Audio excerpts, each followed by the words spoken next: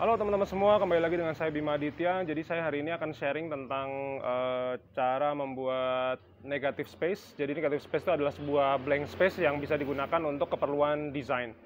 Jadi saya akan coba real time nunjukin lewat handphone saya. Ini yang saya pakai ngevlog juga handphone saya. Jadi nanti teman-teman bisa lihat, mudah-mudahan sih bisa lebih komunikatif tentang apa sih negative space, cara bikinnya gimana, dan aplikasinya ke dunia desain seperti apa. Jadi teman-teman nanti ketika bikin karya bisa ada bayangan. So kita akan lanjut ya untuk berkarya siang ini. Stay tune teman-teman. Jadi hari ini saya punya 3 buah cookies ya yang akan saya tes untuk ngasih tutorial hal ini. 3 karena saya pernah dikasih tahu sama siapa ya, intinya tuh kalau di dalam dunia makanan rasanya ganjil jauh lebih menyenangkan untuk dilihat, dan kemudian akan menciptakan, selain visualnya bagus, akan menciptakan upsell. Jadi 3, kadang-kadang yang datang orang 4 orang, nah dia pesan 1 lagi, jadi saya dapat 2 porsi.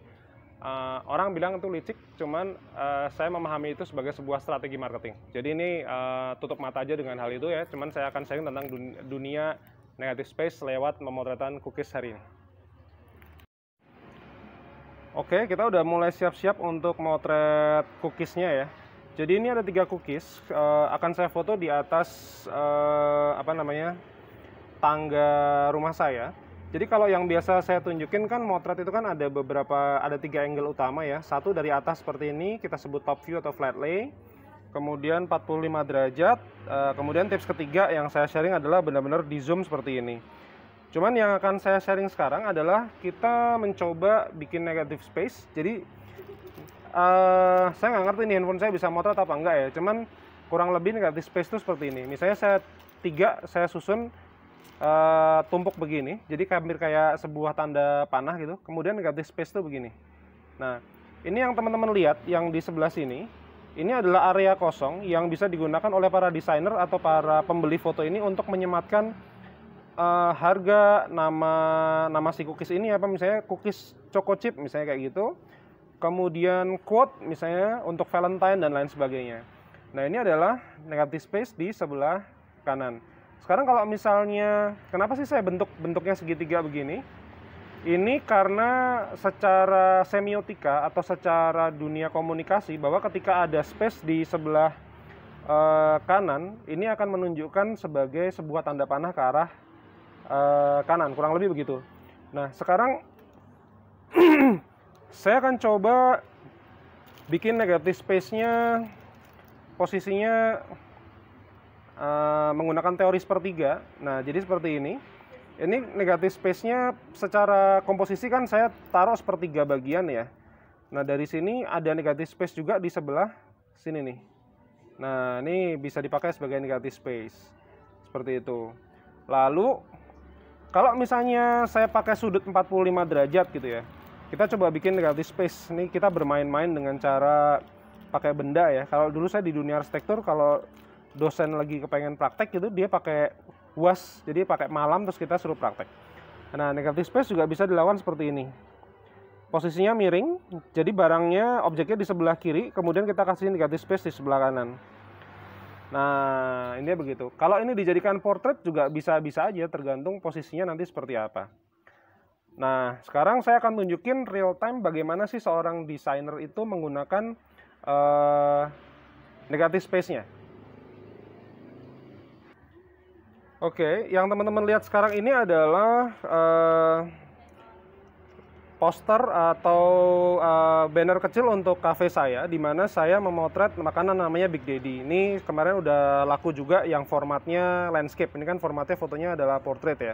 Nah, dari sini saya membuat sebuah negative space sederhana. Jadi antara atas dan bawah ini ukurannya hampir sama.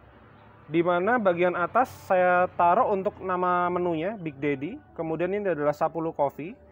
Nah, yang di bagian bawah ini saya tulisin namanya Big Set of Fresh Focaccia Bread, Chop of Chunky Bar Crispy Chicken and Double Melted Cheese. Ini adalah description-nya. Nah, di sini adalah harganya. Ini harga a la carte, ini harga bundling. Jadi kalau beli bundling udah sama es teh lah, itu 50.000. Lalu contoh berikutnya itu adalah namanya Boma Salad. Nah, ini Boma Salad ini kalau teman-teman lihat, ini saya foto, ini pakai handphone teman-teman motretnya.